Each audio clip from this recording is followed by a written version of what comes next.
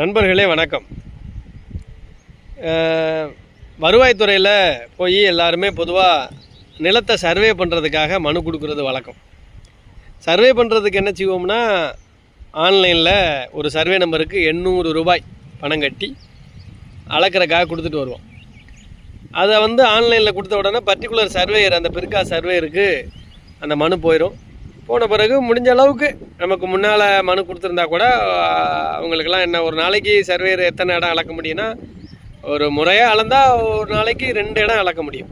அவ்வளோதான் பண்ண முடியும். ஏன்னா காலையில் 10 மணிக்கு வந்தாங்கன்னா அது மதியம் ஆயிரும். அதுக்கு பிறகு போனால் அதிகபட்சம் ஒரு சில இடங்களில் பிரச்சனை உள்ள இடங்களாக இருந்துச்சுன்னா ஒரு நாளில் ஒரு இடம் தான் அளக்க முடியும். இப்படி அளந்தால் கூட நமக்கு மனுக்கு முன்னால் ஒரு 30 மனு இருந்தால் கூட சராசரியாக 8 நாள் லீவை கழிச்சோம்னாலும் 4-2 8 நாள் லீவை கழிச்சு 22 நாளில் 22 இடத்துல ஒரு மாதம் அல்லது ஒரு 2 மாத காலத்திற்குள்ளே ரொட்டீனாக ஒரு சர்வேயர் நம்ம கொடுத்த மனுவின் பேரில் இடத்த அளந்து கொடுத்துடணும்.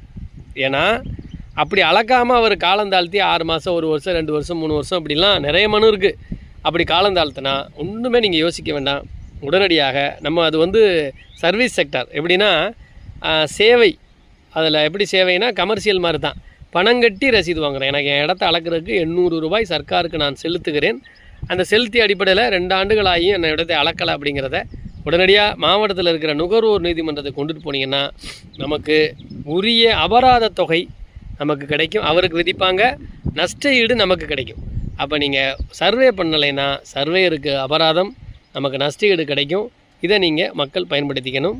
நுகர்வோர் நீதிமன்றத்துக்கு கொண்டு போகணும். எதிலெல்லாம் பணம் கட்டி ரசீது வாங்கி அல்லது பணம் செலுத்தி ஒரு சேவை சேவை பெறுவதற்காக பணம் செலுத்தி அது காலதாமதமானால் அது அனைத்தையுமே நீங்கள் கன்சியூமர் கோர்ட்டுக்கு கொண்டு போகலாம். நன்றி, வணக்கம்.